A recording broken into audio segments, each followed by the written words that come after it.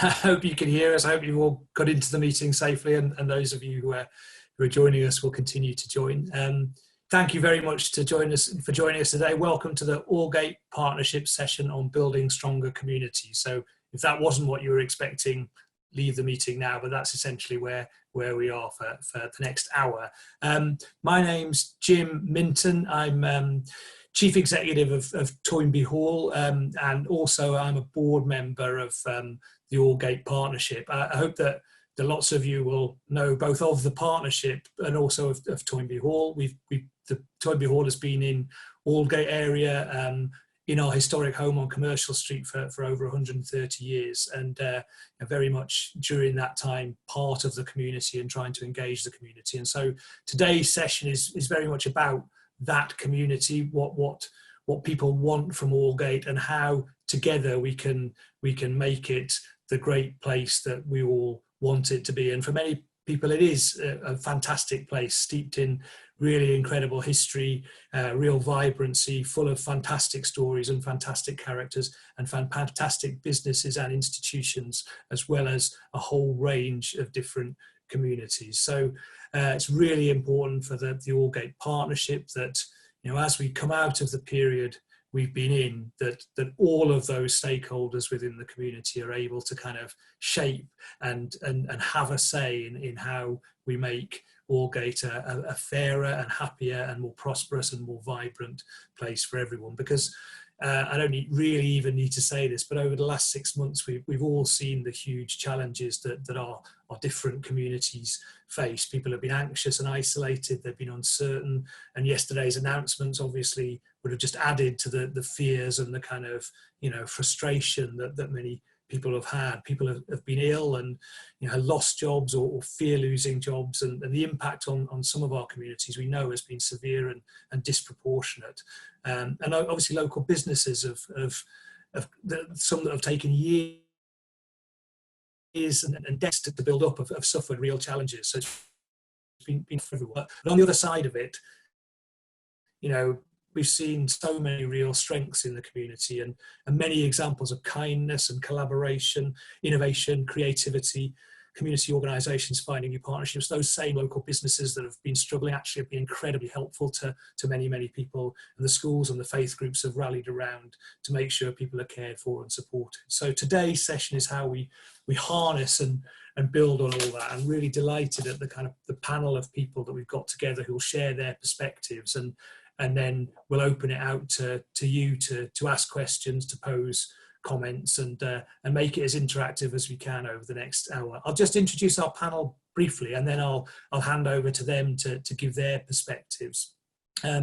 We're joined, and I hope you can see us all, but we're joined by Zhang, who's an urban architect from a firm called Perkins. And Eco's got a long involvement in engaging communities in planning for a better built environment, and she's been really involved in Aldgate in Winter, which loads of us know and love as a kind of celebration that brings together the community. So she'll give her perspective on things.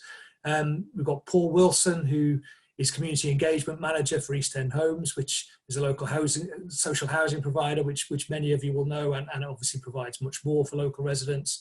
Catherine McCulloch, who's a Development Director of Merchant Land, who are based in our neighbourhood, specialise in providing spaces for small businesses and opportunities for businesses to grow, including a development at Creechurch Lane in the city.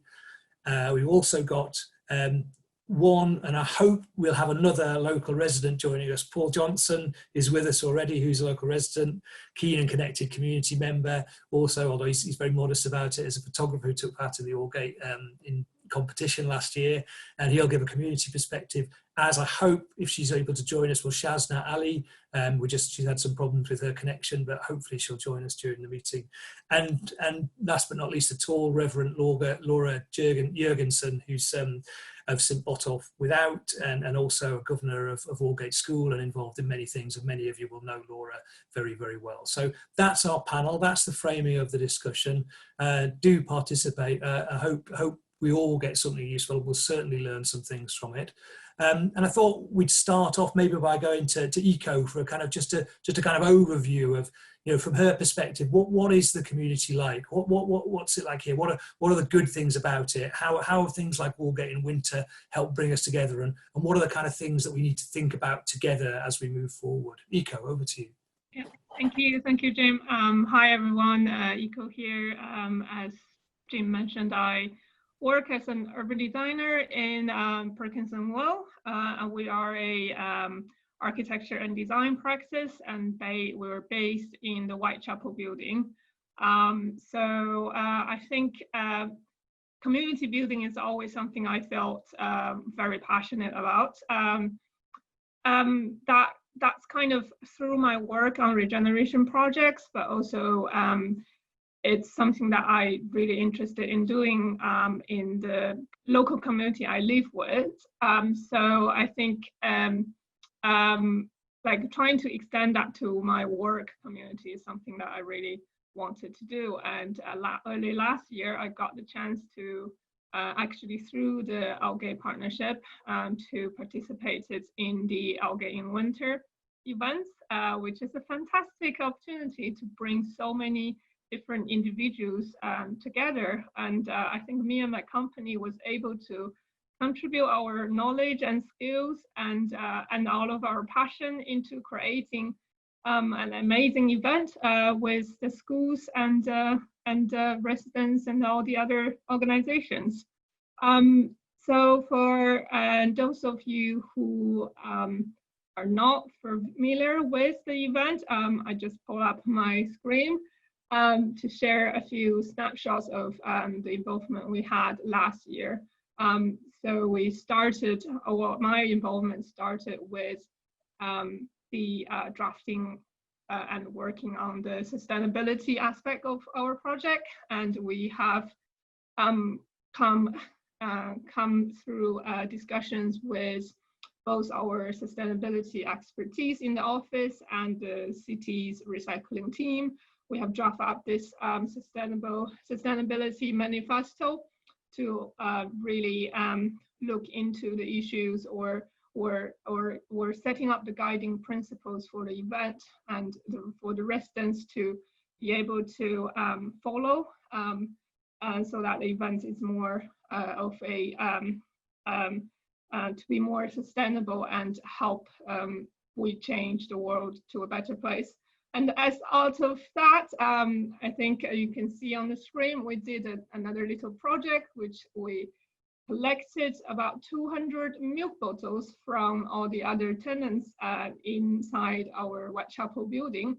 And we use other, you can see it's just like very simple cardboard materials to turn it into a lantern installation, and we kind of rolled it out together with all the residents and kids through the parade, and it was really nice to see how that event has brought so many different people together for Aldgate, and how that has like for me, I feel really moved on the day of the event to see so many people coming together.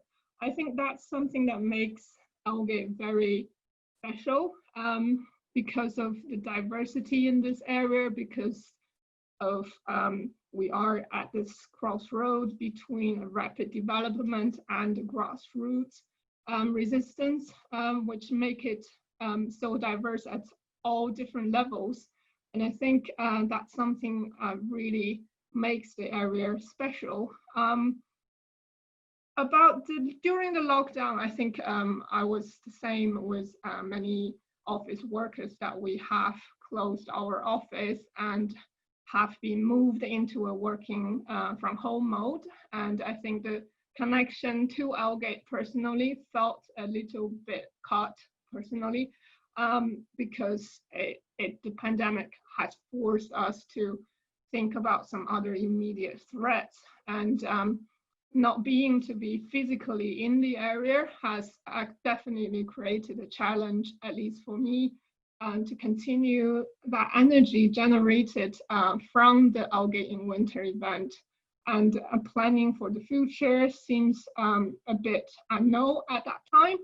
But I think after restriction has started to ease out and people have started to come back to the office, I feel like that energy is still there. Like when I was back in the office a few weeks ago and I was taking a lunch break or walking in the area and really seeing, it really felt like a very pleasant reunion with the area. Like I would go to check on the local business and asking how they're doing, or really wanted to rediscover the area. And I'm sure many people who work in this area will be similar to me and want to have the chance to come back and reconnect with the area again. Thank you, Iko. That's lovely. Do you want to unshare your screen? Oh, yes. Yeah. Well, that's a lovely way of kicking it off. And of course, one of the exciting things about Aldgate is it is made up of so many different people, many of whom come in, many of whom develop a really close association through the businesses they work for, or the institutions they're involved in, or the schools their children go to. But of course, and it's really lovely to hear that the kind of appreciation and understanding of the community grows as a result of that. But obviously there are many of us and many people within the community who live here and every day and have experienced a lot of the community. So I'd like to bring in Paul Johnson next to tell us a little bit from your perspective, Paul, about, well, you know, what's your connection with Aldgate? What's it like to live here? What's good about it? What are you looking forward to? And also what are some of the challenges as well? Because as Iko mentioned, it's an area of great change. It's an area of lots of different interests, and particularly at the moment, some of those things are particularly challenging. But over to you, Paul. It'd be great to hear your perspective. Yeah, hi. Yes, I've been in Aldgate a number of years now. So I was at Toynbee. I used to be one of the property guardians before the development. So I was in there and I got to know the area well through that, and all the homes opposite and everything about that. And I've stayed in the area after the development and love it. It's a vibrant area, very diverse. And it's a really, really lovely place to live. The area central and everything else. It's just got an awful lot going for it. I go to the Whitechapel Gallery, get involved in a lot of local stuff.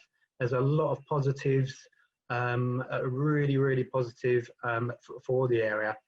The sort of things I've been involved in is there's been a photography competition from the art gallery, which they organised, which was very good. It got everyone out and about, looking at the local area, looking things from a different perspective, and taking photos of the old and the new, lots of old architecture, lots of new architecture, and the blend and the mix between both, and the mix between community and business.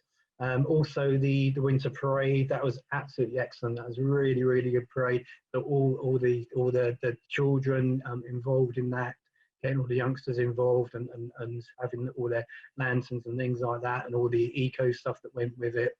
And you had people going out onto the street and mixing. The people who worked in the area would come out, and with the entertainment to bring all the art side to it, and all the stuff that was hosted in the church, etc. It was lovely, really, really good. And that's the sort of event that really brings community, business, eco, and all of that all combined into one event. So well done, Iko. That was an absolutely wonderful event, which a lot of people enjoyed, I'm sure. I got involved in the Aldgate bid sort of through there was some leaflets. I just decided to find out about it, and the scheme for the restaurant scheme card and things like that, and just got involved and went to the opening bid at the Whitechapel Gallery. So yeah, so there's an awful lot going with it. But as far as challenges, it's been, obviously with COVID the last few months, it's been extremely challenging for everyone, and it's got a lot quieter, the area, obviously. So very nice to walk around where there's a lot less crowds and everything. But from the business point of view, there'll be a lot less businesses, people sort of coming in, and so a lot of challenges there.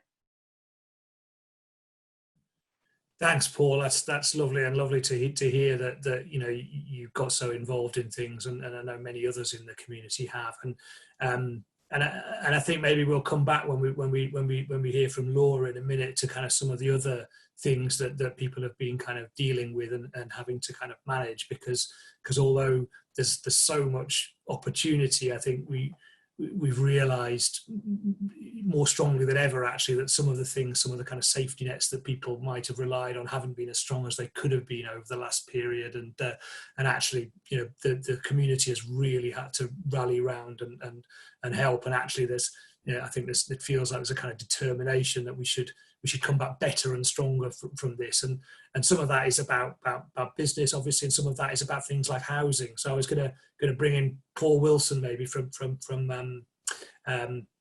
East End Homes, and Paul, I don't know if you want to give a perspective as a long-standing housing provider for many of the people and communities around here, the kinds of things that you've been seeing, and the kinds of plans that you're putting in place to make sure that people are supported and can kind of, you know, we can bring the community back to its best. Thanks, Jim. I mean, casting my mind back to March, when the situation changed quite dramatically and rapidly over the course of a fortnight, I was completely blown away by the speed of the community response to the unfurling pandemic. And that's been a tremendous positive all across the borough of Tower Hamlets.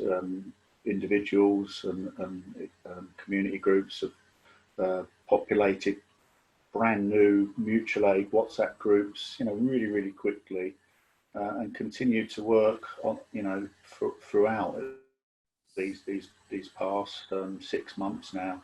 So you know, I think a lot of the issues that people face are always there and has always been there, but I think there's just been with everybody, regardless of background or income, we've all faced those health concerns. So almost uniquely, we're all in it together at the moment. But I think in terms of quality of life issues and health issues and income deprivation, those issues have always been there. But they've just been brought to the fore, I think, through COVID, which in some ways is a positive. You know, it's given us all a wake-up call to be kinder and to be more generous. And you know, every day there are examples of that happening. So whether that's voluntary community sector organisations liaising more closely, offers of assistance, you know, schools, individuals, community groups, businesses. It's been a time of helping each other. So the hope would be that we'd carry on in a similar vein even afterwards. And is there anything specific that you're doing at East End? That's great, Paul. Is there anything specific that you're doing at East End Homes, or you're thinking about for kind of what the world might look like in the future? I mean, the food insecurities that people experienced early on in lockdown was a real eye opener, and certainly we've really looked at food security issues over lockdown, and are working with food redistribution charities, City Harvest and Fair Share quite effectively. So currently the focus are really around food. Thank you. Yeah, and I mean, you know, Toynbee Hall, and I know in many community organisations, and I'm sure Laura will talk about it in a second as well. That's been food has been. It's, you know, I think we all knew that before this crisis, London had a food security problem. People couldn't, you know, lots of people couldn't get enough food to put on the table, or certainly not healthy food, and that's just come up. So I think it'd be great to hear people's views through the conversation about what we can do about those kind of challenges together, and the roles that you know, community organisations, faith groups, local authorities and businesses and government can do about giving people the real safety net that that we've seen is really evident from that. So lots to build on. Thank you, Paul. And then we talked a couple of times about businesses, but and I know there are lots of incredible small businesses in the area. And one of the things that Catherine's firm does is to kind of create space for small businesses. But Catherine can give us a perspective from a kind of an established business in the area who, again, has got a different perspective on things, but has got just as big a stake as everyone else in making sure that the area is successful. So Catherine, why don't you give us your view? Hi. Hello, hi, nice to see everyone. So what we do, obviously there's quite a lot of work that we do with planning, new buildings and new residential schemes, and I think COVID has underlined something that we've always felt, that it's really important that communities are mixed in terms of use and the people that occupy them. Because if you look around across London at places that have kept going more, it's ones where there's been a mix of different people, different uses. Everything hasn't fallen completely apart because the offices are empty, or the foreign students haven't arrived, or the investors aren't in their empty flats, that kind of thing. And I think that COVID has it's underlined how important mixed communities are. And I've always thought that Aldgate, in a strange way, it's actually got what a lot of people are trying to design in elsewhere. So you've got places like Walthamstow that deliberately created, they wanted to be a 20-minute city where you had everything within 20 minutes. The mayor of Paris at the moment is trying to implement that across Paris. What you've actually got in Aldgate is a lot of that's there already, because you have people, businesses, leisure, faith, everything kind of within one place. And I think the reason lots of it is quite lively and vibrant still, which Echo mentioned, is because there's a genuine population there, small businesses, long-standing small businesses, individual residents, and as well as kind of newer businesses. I think all of that is really important. I do think it's also fair to say that Aldgate does have different roles, both as that kind of successful local community. It is also a gateway into the city, and it's become over the years a destination for kind of business travel, people coming in for the kind of leisure facilities that are on offer and the culture. And because of all the development that has been happening, it is a future home for new businesses and new residents. And I think so it does a lot of different things. At the moment, because we are in the middle of a crisis, I think the existing population is obviously the priority. But I think also moving a bit further down the line in the future, when we've got time to renew after, hopefully kind of coming through what's going to look like, looks like it's going to be another few really tough months, I think solutions have to be brought that help all of those components that are going to make up Aldgate, because it's multifunctional. I think right now, I am jumping about a bit, but just since the announcements yesterday, a few things just that sprung to mind for me was just really, really immediate needs. We know, for example, during at the High Court very recently, there's been test cases going through that would allow businesses, particularly in the hospitality sector, to potentially claim for business interruption. And that's quite a new thing that only went through the High Court 3 days ago. And the reason we know that is we have an insurance broker that keeps us very up to date. But information like that could actually support other businesses that perhaps don't have access to information like that, I think could be cascaded down or cascaded across. So businesses big and small can share helpful information. Also things that support services for mental health, which I think is an issue at the moment, heightened by announcements like the ones yesterday. And continuing to lobby. I know that the Aldgate bid is lobbying for tax-free shopping, for example, and for changes to business rates. But I think people could come together as well and look at what else needs to be lobbied, like what are the immediate needs. Then looking a bit further ahead into more, hopefully, a better horizon. Things I think that could be looked at to really help everyone is our transport. I mean, that's a combination of looking at congestion. I think Aldgate's somewhere with quite low car ownership, but very, very high congestion levels. And that congestion probably is having limited beneficial impact to the local economy, but is important in terms of what it's servicing maybe elsewhere. So that could be looked at. Our public transport networks, particularly for the businesses returning, need to be safe, and there needs to be a wider confidence in those.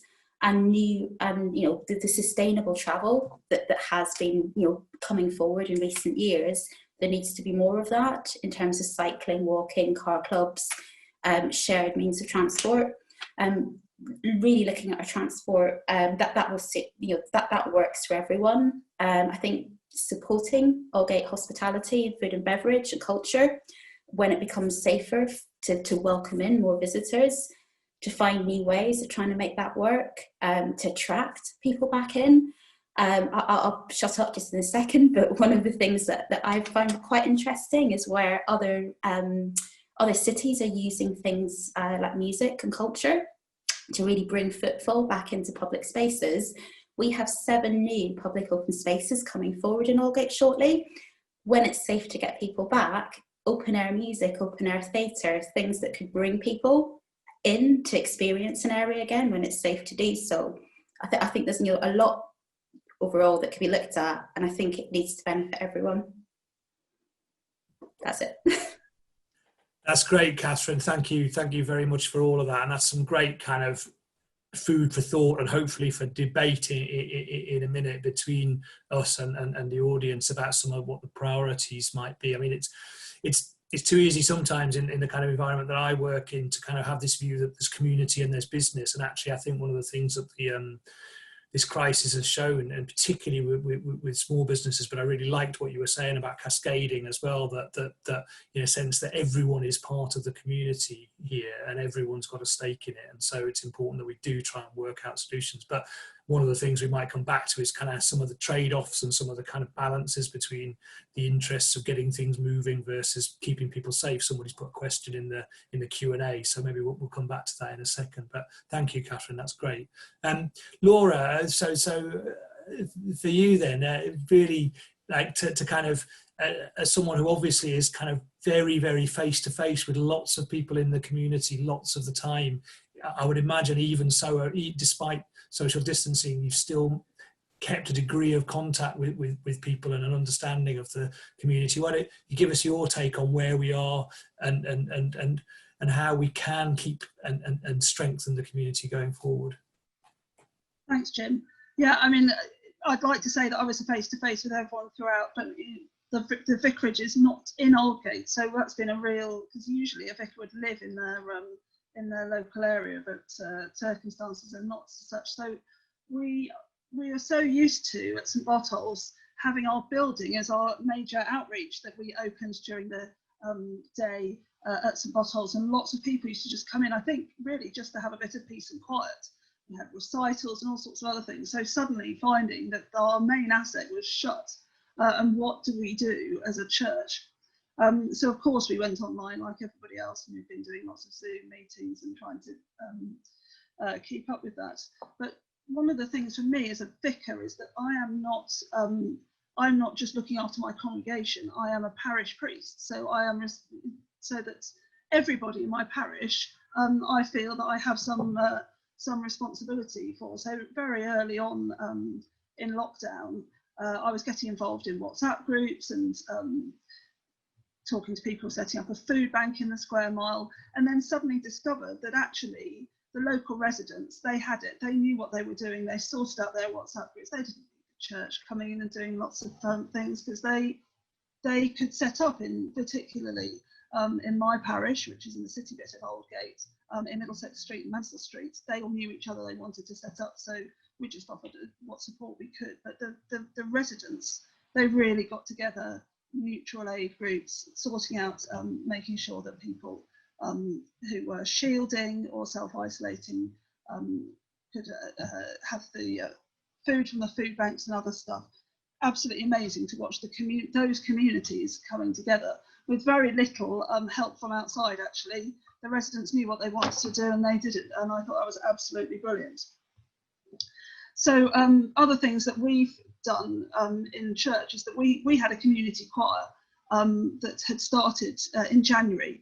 And we were so pleased with it, because one of the things I think Paul and Catherine were saying was the importance of the kind of mix, that there are lots of things going on around Aldgate that are from local businesses or local residents. And one of our focuses as a church is to find things that can happen that are going to be involving everybody in the community.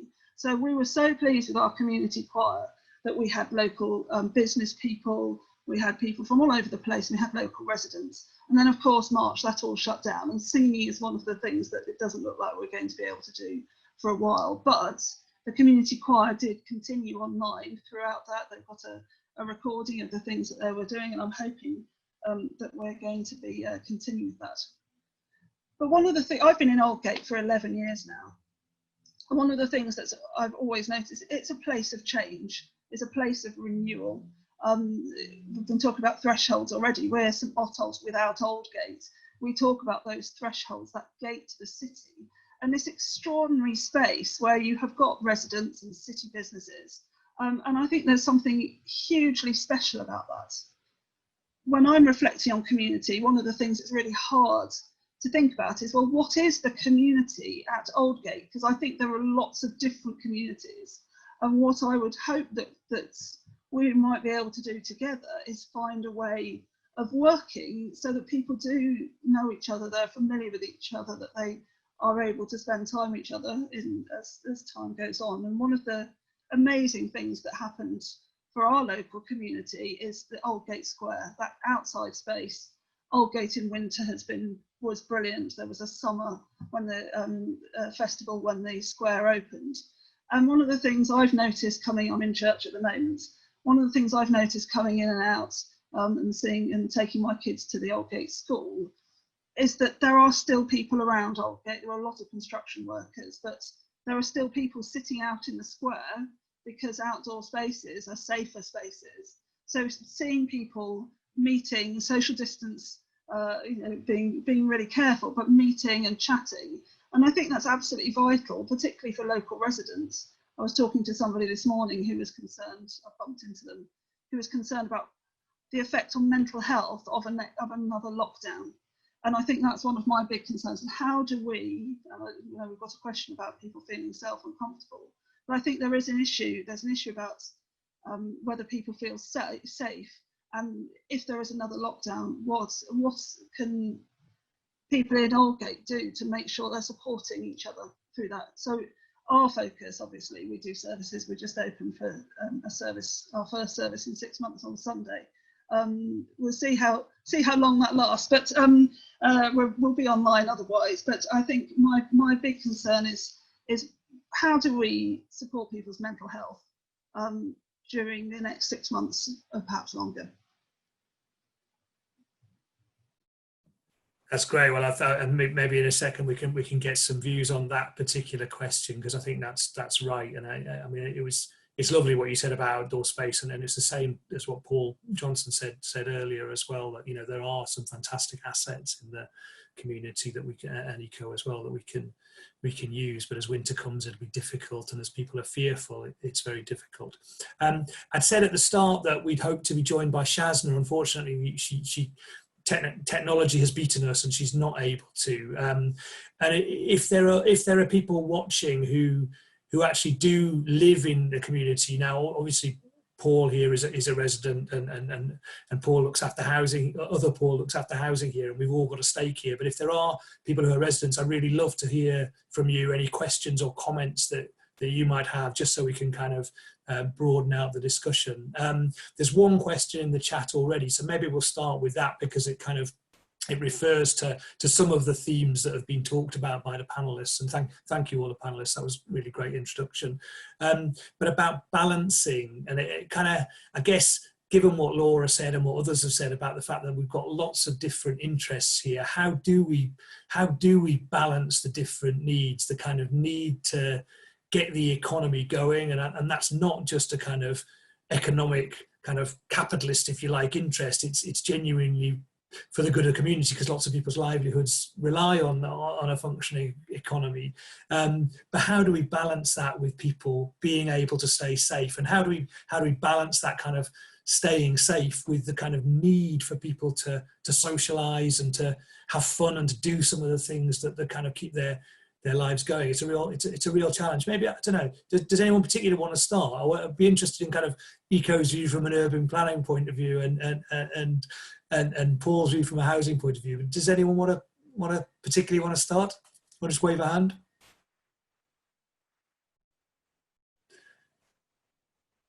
Eco, do you want to go? Yeah. How do we balance these different priorities? I think it's really important to first to learn about what the needs are.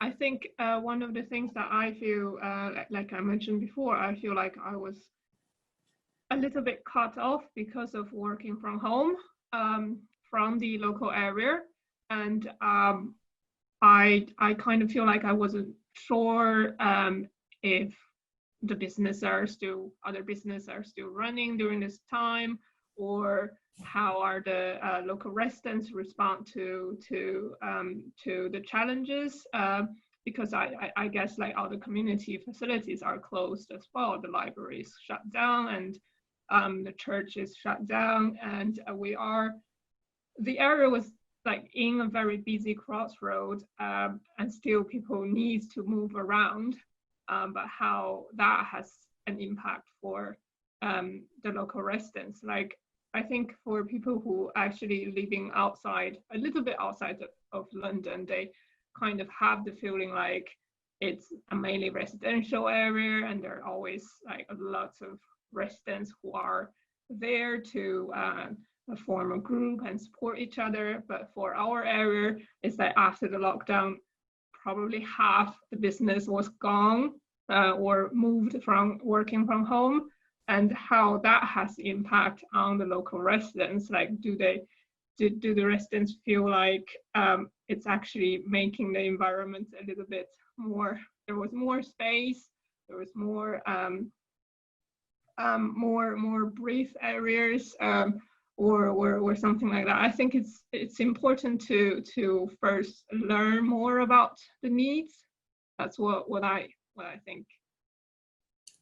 Thank you. That's really helpful. I don't know, Paul, have you got a perspective on that kind of balance? I mean, particularly, I guess I know some of the East End, for example, some of the East End homes, I know face onto Commercial Street, where even when things were incredibly quiet, that street managed to still be busy. And so there's a kind of air quality conversation as you get an economy going where people can't use public transport, don't feel safe using it, and yet you've still got busy roads in neighbourhoods. How do we make the community feel safe while still opening up?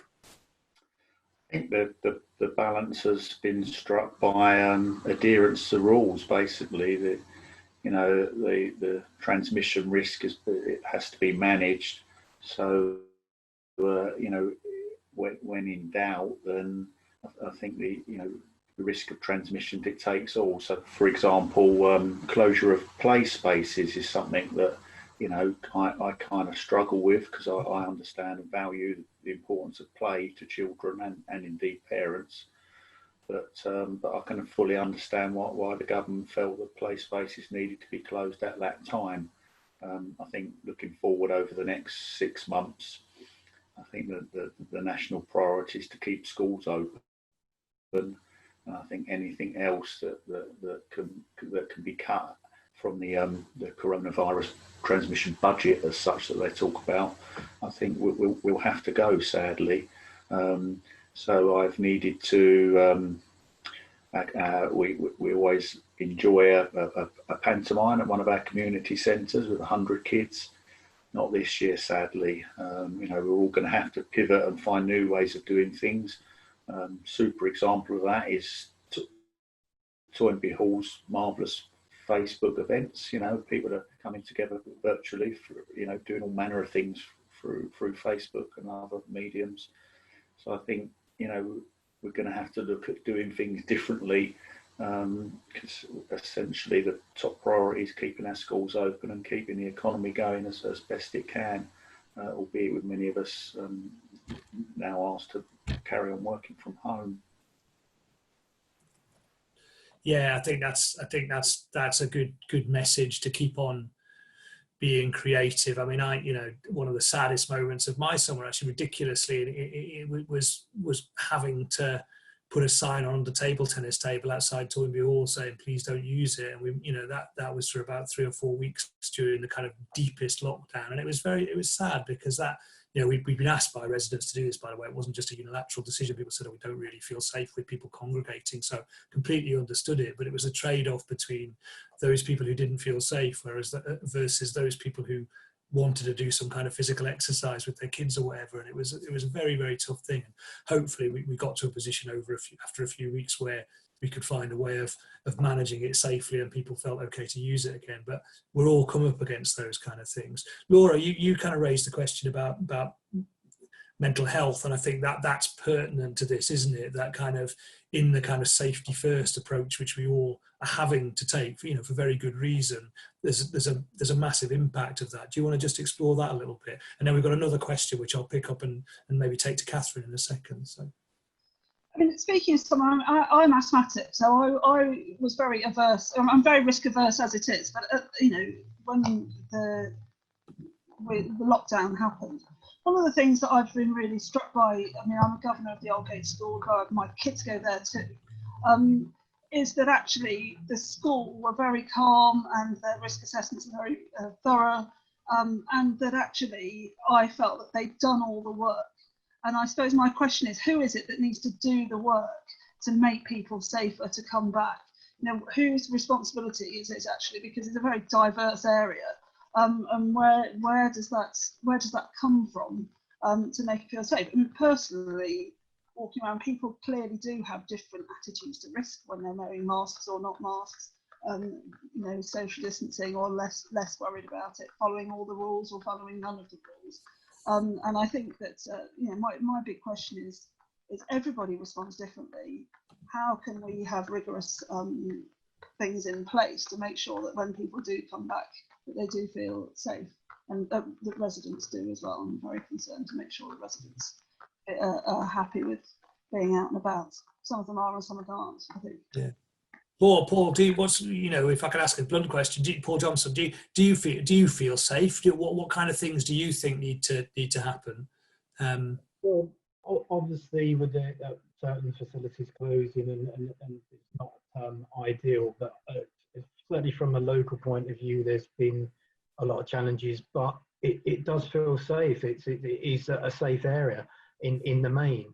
And for the question about the wider communities coming in, it is that you still see people in the square and everything, and it's still quite vibrant outside, and the reduction of traffic and the reduction of people coming in has made it quite pleasant, really. And with the traffic pollution and things like that, obviously there's a benefit of that, and there's been a wider reporting of all the benefits of, let alone the negatives of the lockdown, and the lesson which comes into all the carbon effect and all of that. So, but certainly from the people living here day to day, apart from the facilities and the things and the challenges and everything, it is business as usual in terms of community, and there's been quite a positive response from everyone, I feel, from my point of view.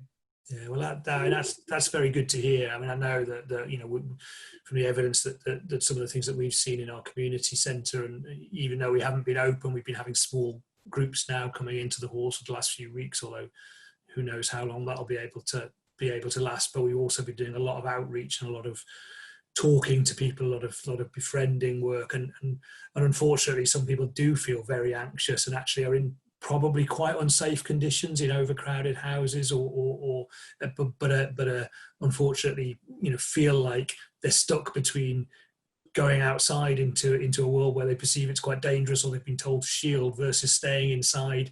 And I think that's one of the things that I know it's a priority for the health service and social care and local authorities, but it's going to be a big thing the longer this narrative goes on, to be able to engage people back in the community so they don't feel worried. Catherine, can I just come back to you on the point about, was two things really. One about that kind of balance between wanting to get the economy going and wanting to wanting everyone to feel safe. And I assume, you know, people who work in your firm want to feel safe just the same as everybody else does. But it'd be great to hear your take. But then there was another question also about what else, which I'll start with you on, what else can be done. You mentioned really sensibly some great ideas about supporting small businesses, and I think that is a really important thing. There are lots of community-owned businesses within our local area that are really struggling, and what else can we do collectively to support them? So over to you. Sorry, I'll probably chuck more questions at you. No. I mean, I definitely think. There's certain practical things, obviously, that whether your business is big or small, we all kind of getting knowledge on helps. Things like the insurance climate, what's going on with banks, resources for mental health, what's got, you know, just business rates. There's things, and I think certainly just because we're a bit bigger, we get some of that advice just comes to us because we've got a bit more buying power, and we're buying our insurance through a broker that, you know, that's a bespoke broker rather than buying it online, that kind of thing. So you get the privilege of having a bit more information. And I know that the Aldgate partnership that's helped organise this, they have a website that does have a lot of really, really good resources, particularly for the hospitality sector at the moment. And I think something like that, and maybe some webinars on more practical stuff, like what's the situation with business insurance at the moment. You know, we've also got all banks, even though borrowing costs are, you know, the base rate in LIBOR is historically low, most banks have actually put their margins up much, much higher. And kind of getting your head round what you know, is that something everyone's experiencing, and actually everybody is, and perhaps, you know, that's not right, and you know, there should be some lobbying around that, but at least understanding, because I mean, I was surprised by it, but at least knowing our other businesses, big and small, experiencing the fact that their borrowing costs are going up, your insurance premiums whacking up. If you can get insurance by 25%, being told by your insurers you can't claim business interruption. The FCA actually took a lot of insurers to court a few days ago in the High Court, and so far the High Court's ruled in favour of the FCA that are trying to say that these insurance policies for business interruption you should be able to claim on them, and things like that. I think it's important, you know, knowledge sharing is really important because it helps people run businesses, big or small. And what about going forward? I mean, one of the things that gets quite a lot of discussion is things like community wealth building, and obviously in an area like ours where we've got a mix of some very, very big substantial businesses and lots and lots of kind of smaller businesses. I mean, we've run an events business at Toynbee Hall for the last year and a half, and we've actively said we're only going to use local community suppliers to supply catering, and now of course the events business is out the window at the moment, but the principle is the same. And what can some of the bigger businesses and other institutions like the local authorities or the housing providers or whatever, can they make a conscious effort to say, actually we're going to shop local, you know, we're going to support local businesses? I mean, for things like entertainment, not that there's much of it going on at the moment, but sort of I've been doing that anyway. If I am going, you know, I'm doing it in Aldgate at the moment. I'm trying to actually, just before the Rule of Six came out, I was in touch with Zoe from the Bid, trying to organise something that I was going to invite people to, where we were trying to do a COVID secure hospitality event in one of the local venues to look at kind of business networking in a COVID secure way. I'm not sure now is the time to try and do it, but it was an idea we explored. But previously, when we do development projects, and the construction budgets for those are millions of pounds, and we've had in the past actually where we've committed to local authorities that a certain percentage will go through local procurement anyway. So I think that idea of procurement, maybe a portion, not all, because you still have to keep your business competitive and viable, but I think a voluntary kind of sign-up codes about a portion, I think is right. I think a good idea. And also the local authority could look at writing obligations to that into things. I mean, that happens anyway in other boroughs, into planning consents. Yeah, that's a great idea, and thank you, Catherine. Sorry to put you on the spot with that, but I think that's the kind of thing that communities are going to have to do, I think, to bring themselves together. Laura, I'll just bring you because you were talking about the open space and the Aldgate Square, and a resident, somebody who's lived here 41 years, has asked a lovely question actually about, quite a poignant one in fact, about the fact that during the deepest lockdown, one of the positives was it was very quiet and you could enjoy nature and you could enjoy communing together in a way possibly that you can't now. And clearly we need the economy to work and we need people to be able to socialise and have fun, but maybe we want to be conscious of what we're losing. I don't know if you've got any thoughts on how we can keep that kind of space and ambience in the neighbourhood together. I mean, I think that absolutely that Aldgate Square generally before lockdown had brought so much nature into a place which we've been around about, and so to have a space outside has been amazing. And the goldfinches there, I haven't seen the wren, but I'm going to go look for it. Just very carefully because it's tiny, isn't it? I think pollution is a big issue. I think Aldgate Square made a huge difference to pollution levels. I think as a governor of the school, I've seen all the grass. I think pollution dropped rapidly over at the Aldgate School once the square went in. I mean, I don't know about other people, but I've certainly noticed more people driving at the moment. And I think that's going to be a concern this end, because I think further into the city, there have been a lot more kind of closures of roads to be able to have people walking in the street. So I do wonder, I don't know what the solution is, but I do wonder, noticing that the roads are more heavily used now and the noise, what's that going to do to the wren hopping about or to any of the other spaces? Are there others? I think Jim mentioned there might be some other spaces that are coming online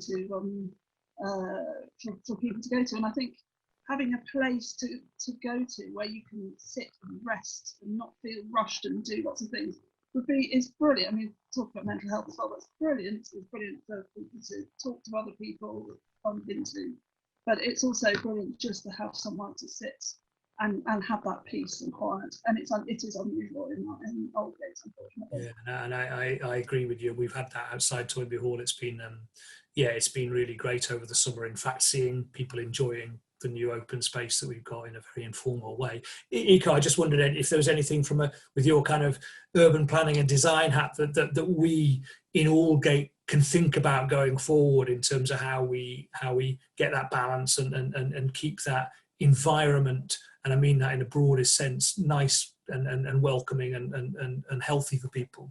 Yeah, definitely. I think one of the things that I sort of started, and I think the Aldgate Partnership has carried out studies of all the public space in Aldgate and trying to find out if there are some other spaces that we can utilize for this purpose now, because now that I believe everyone after this lockdown has realized how important the outdoor space and green spaces are. I think that there is a momentum to keep that, and also to actually put it into action. And is there places like, for example, I remember there was an area behind our building that's actually have nice trees and green space, but it wasn't that well used. Things like that, I think we can definitely think about it creatively. And also, because my involvement in other community gardens, like being able to grow something, being able to use your hands with the community to actually see something happening from the nature, it's kind of another way of probably solving some of the mental issues for the workers. Like, I feel like during the lockdown, one of the best thing about working from home is I have more time taking care of my plants. Whether I want that to be continued when I actually go back to the office. So whether like an office community garden could work and bring more people together and creating this natural space, it's very important. That's a great idea. I know that before lockdown there were a couple of pretty active local gardening groups, and I know lots of the community on the Flower and Dean estate, for example, grow plants out of their windows and things, and I think that's a really fantastic thing that we can support and encourage. I'm conscious of time. We've only got 2 or 3 minutes left, so thank you everyone. I'll just go around the panel quickly just for a final word from everyone on anything you've taken away from today that you think should be a priority for the future, or just anything else that you would like to say. Shall I start with Paul Wilson? Do you want to start? I'd just like to say if any local person is looking for a way to help their neighbours and needs a vehicle for that, or if there's any local businesses that want to show that they're part of the place and part of Aldgate and want to do things to help residents more, by all means get in touch, and I'm always aware of lots of different ways to help people, large and small, so really encouragement for anyone looking for an outlet and a role to get in touch. Fantastic, Paul. We'll make sure that Aldgate Partnership shares the way of getting in touch with you. That's lovely. Catherine, from you. Yeah, I just wanted to pick up on that balancing the needs of wanting to bring back business, bring back the missing office workers, bring back the visitors. I think that long term really, it's really important. It does happen long term. I think in the short term, the safety is obviously the most important thing, and it's about bringing back everyone successfully when the time's right. But yeah. Great, thank you. And Paul Johnson, anything from you? How would you, and as someone who lives here and sees all these things going on, how would you want to be involved in shaping the future? Oh, you're a bit crackly. Oh, sorry. How about now? Is that better? Sorry. Yeah, I think there's some great points brought up, and I love the idea about if there's, especially in the light of the recent announcements of going back to working from home, if there was any opportunities for local businesses, if there was something that wasn't being used, perhaps if it's just remaining empty, or a garden or anything sort of that this is a good forum to sort of engage and to include that for wider community use. Could be a good point, and then it's refreshing to get all the stakeholders here and having a chat about everything that's been connected. So all positive going forward from there. Brilliant, thank you, Paul.